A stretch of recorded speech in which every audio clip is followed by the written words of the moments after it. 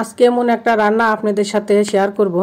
সবার অপছন্দ হলেও আমার কাছে খুবই পছন্দের একটা খাবার। তো কি রান্না কি খাবার সব আপনাদের সাথে শেয়ার করব। সম্পূর্ণ ভিডিও দেখতে থাকুন। আসসালামু আলাইকুম, কেমন আছেন সবাই? আলহামদুলিল্লাহ, আল্লাহর অশেষ রহমতে আমিও ভালো আছি। তো রান্নাটা হচ্ছে কিন্তু দেখে বুঝে ফেলছেন যে আসলে কি রান্না করতেছি।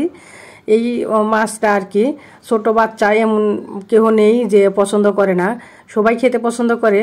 আমার এক সময় খুব একটা প্রিয় খাবার ছিল, যদিও বা এখনও অনেক প্রিয় খাবার। আমার কাছে খুবই পছন্দ এই মাছটা। অনেকে এই মাছের নাম শুনলেও ওদের নাকি বলে খাওয়া বন্ধ হয়ে যায়। যাই হোক, আসলে সবার রুচিবোধ এক নয়। তো আমার তো খুবই পছন্দ, যেহেতু এটা আমাদের বাংলাদেশে একসময় আর কি জাতীয় মাছ ছিল। তো এখনও আছে, যাদের জাতীয় মাছ কেনার সামর্থ্য নেই তাদের জন্য এটা কিন্তু এখনও জাতীয় মাছ আছে। তো যাই হোক, তো আমি রান্নাটা শুরু করতেছি। আর কী দিয়ে রান্না করতেছি কীভাবে, অবশ্যই বিস্তারিত ভিডিওতে সম্পূর্ণ যারা দেখবেন তারা কিন্তু অবশ্যই জানতে পারবেন। তো আমি কিন্তু এই বেগুন চপের মতো ভেজে নিয়ে পাঙ্গাস মাছ দিয়ে মানে রান্না করে খেতে আমি খুবই বেশি পছন্দ করি। আর এটা কিন্তু আমার খুবই ফেভারিট একটা খাওয়ান। তো এর আগে কিন্তু আমি এই মাছটা খুব বেশি খেতাম, যেমন পাঙ্গাস মাছ, তেলাপিয়া মাছ বা সরপুঁটি মাছ, এই ধরনের মাছ কিন্তু আমার খুবই একটা পছন্দের মাছ ছিল। যদিও বা এখন আপনাদের ভাইয়া এইগুলোর মাছ বেশি একটা পছন্দ করে না, তেলাপিয়া মাছ তো মোটেও পছন্দ করে না। তো আমার জন্য যেহেতু আমি পছন্দ করি, সেক্ষেত্রে মাঝে মাঝে দু এক সময় আর কি কেনা হয়, বা আমার টুসুমনির জন্য কেনা হয়, সেখান থেকে কিন্তু আমারও হয়ে যায় আর কি। তো এই যে আমি বেগুনগুলো নুন হলুদ দিয়ে ম্যারিনেট করে রাখছিলাম একটু আগে, তারপরে আর কি ওইটা তেলের মধ্যে ভালো মতো ভেজে নিলাম। একেবারে যেভাবে আমরা চপ ভেজে খাই ওইভাবে নয়, মানে হালকা করে ভেজে নিয়ে এরপরে মাছটাও ভালো মতো ভেজে নিয়ে একেবারে মশমশা করে তারপরে এই যে মশলা, মানে সব ধরনের মশলা, যাই যেরকম মশলা খেতে পছন্দ করেন সে মশলাগুলো দিয়ে ভালো মতো কষায়। মশলা কষানোর মধ্যে কিন্তু রান্নার টেস্টটা কিন্তু কম বেশি বোঝা যায়। তো মশলা যত বেশি কষাইবেন তত কিন্তু রান্নার টেস্টটা বেড়ে যাবে।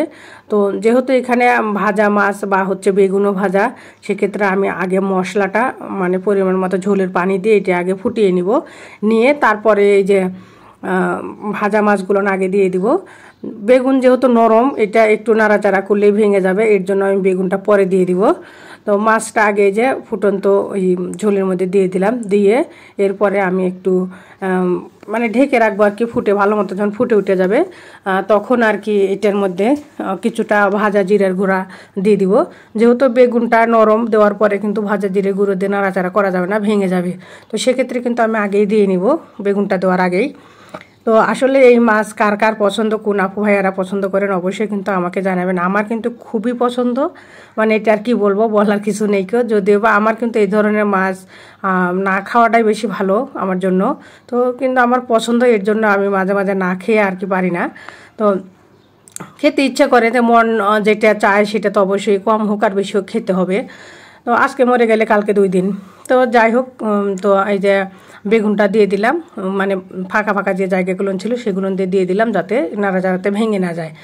দিয়ে তারপরে আমি এবারে যে ঢেকে রাখলাম, ঢেকে ভালো মতো রান্না করে নিব। যেহেতু মশলাটা কিন্তু বেগুনের মধ্যে একটা ঢোকার বিষয় আছে, সেক্ষেত্রে একটু না জ্বালালে কিন্তু হবে না আর ভালো মতো এই যে দেখেন আমি জ্বালা নিচ্ছিলাম, আর কালারটা দেখেন কি জোস হয়েছে, আর ঝোলটাও অনেকটা গাঢ় হয়ে গেছে। আর এই যে ফাইনাল লুক আমার রান্নার কেমন হয়েছে অবশ্যই আমাকে কমেন্টে লিখে জানাবেন। আর আজকে ভিডিওটা আমার এ পর্যন্তই। সবাই ভালো থাকবেন, সুস্থ থাকবেন।